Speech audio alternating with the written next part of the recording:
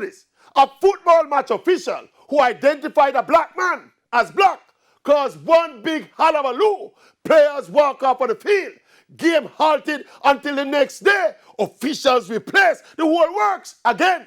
Because this match official, in identifying an assistant coach on the bench for a cardinal offense, did so by referring to the color of his skin. Yes. And the world almost come to a halt. Yes. And look, we hear the narrative.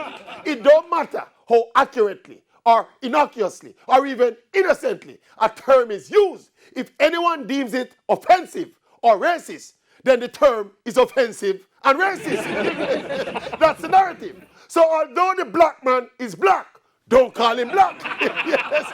Because if he's in a bad mood, or depending on who is calling him black, he might feel offended. Yes. But you know, inherent to this ongoing conversation about racism is an emerging reality that some black people get way up in them feelings and get offended whenever people call them black.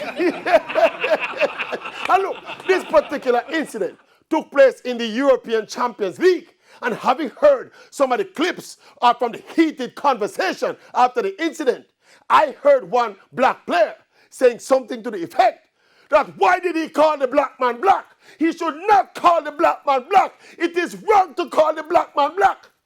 You confused? Me too.